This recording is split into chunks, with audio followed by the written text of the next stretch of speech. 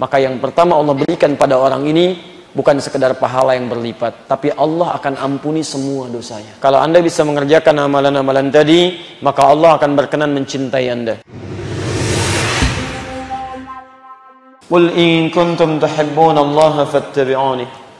Katakan Muhammad, jika kalian serius mencintai Allah, maka ikuti aku. Ikuti Nabi. Ya, ikuti Nabi jangan sebagian-sebagian. Rumusnya ada di Quran surah 59 ayat ke-7. Semua. Wa ma atakum rasulu fakhudhu. Semua yang dibawa oleh Nabi ikuti. Jadi kalau bisa, coba ya teman-teman sekalian, kalau bisa Anda harus bisa mengeluarkan tuntunan Nabi dari bangun tidur sampai tidur lagi. Gak harus langsung semuanya, pelan-pelan aja dulu. Misal, hari ini kita ingin belajar bagaimana Nabi bangun dari tidurnya. Kan tidak susah. Keluarkan. Seperti apa cara bangun tidurnya Nabi? Beliau bangun, duduk dulu, tidak langsung berdiri. Kemudian mengusap bekas kantuknya dengan sebagian tangannya.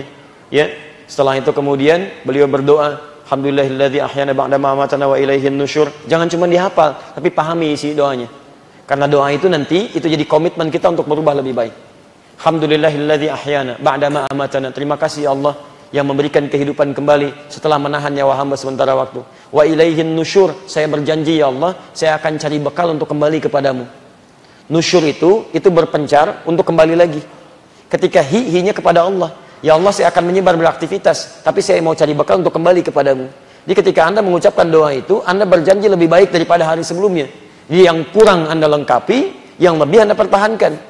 Makanya malamnya Nabi selalu koreksi diri. Sebelum tidur dicek apa yang kurang istighfar. Bertekad besok kalau hidup diperbaiki lagi. Begitu bangun Anda komitmen, saya akan beraktivitas ya Allah mencari bekal lebih baik daripada sebelumnya. Sehingga ketika pulang bekal saya cukup dalam pandanganmu. Itu poinnya. Di aneh kalau orang membaca doa itu setelah itu maksiat, aneh. Ada yang salah dalam bacaan doanya.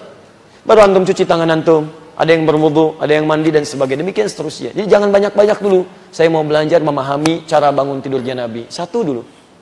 Kalau ini sudah selesai, cara cuci tangannya Nabi. Ini sudah selesai, cara masuk kamar mandinya Nabi. Cara wudunya Nabi.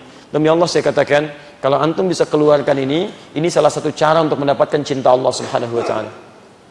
Nah, sekarang lihat kalimatnya. Kalau Allah sudah cintai seorang hamba, tadi kan Allah mencintai seorang hamba yang mengerjakan amal soleh di 10 hari pertama bulan Dzulhijjah. Lihat rumusnya. Yuhibbukumullah yaghfir lakum dzunubakum. Saya turunkan.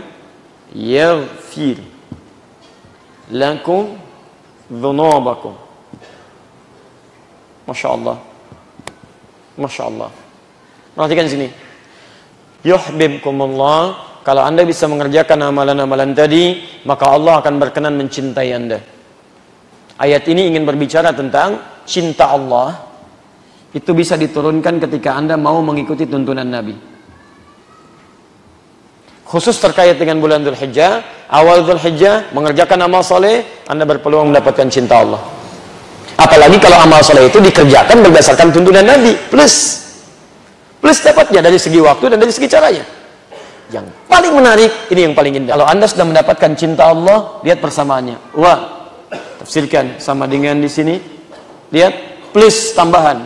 Dapat cinta Allah plus kita jadikan equal ke bawah. Orang yang mendapatkan cinta Allah, wa yaghfir lakum dzunubakum, maka yang pertama Allah berikan pada orang ini bukan sekedar pahala yang berlipat, tapi Allah akan ampuni semua dosanya. Ampunan dosa. Allahu akbar. Perhatikan. Dosa dalam bahasa Arab, kalau sudah ada dosanya, salah dan dosa, itu dzambun namanya. Dzambun. Kalau Anda jamakkan menunjuk pada makna banyak, ini dzunub namanya. Dzunubakum. Ketika Allah mengatakan akan ampuni dosa, Allah tidak katakan wa yaghfir lakum dzambakum. Itu cuma satu dosa. Tapi ketika Allah menyampaikan dzunubakum, semua dosanya berpotensi diampuni oleh Allah Subhanahu wa ta'ala. Saya mau tanya pada antum, jangankan yang banyak. Coba cek. Maaf, saya ambil yang paling minimal. Adakah di antara kita sampai malam ini yang tidak punya dosa? Boleh angkat tangan. Silakan.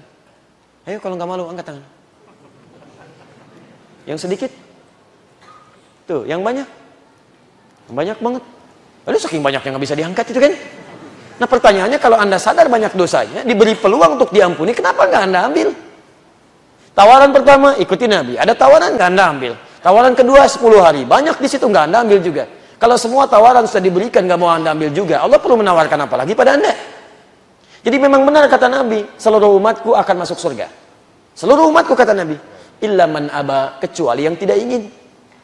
Jadi kalau ada umat Nabi tidak masuk surga, yang salah bukan Nabi, yang salah bukan Allah, yang salah orang itu karena tidak ingin masuk surga. Tawaran ampunan dosa ada, tawaran pahala berlipat ada, tawaran masuk surga tanpa hisab ada. Semua tawaran ini tidak diambil. Lantas yang salah siapa? Nah ini poinnya. Jadi kalau kita kembalikan ke sini, lihat kalimatnya. Wa yaghfir lakum dzunubakum. Pertama, kalimat dosanya menggunakan kata dzunub. Hati-hati. Saya ingin katakan demi Allah, saya katakan. Sepanjang manusia mendapatkan kesempatan hidup, nyawanya belum sampai ke kerongkongan, sejahat apapun, dia masih punya kesempatan untuk berubah. Dan sejahat apapun, Allah dengan keadilan sifat rahmannya akan tetap memberi petunjuk sampai akhir hayatnya supaya dia mau berubah.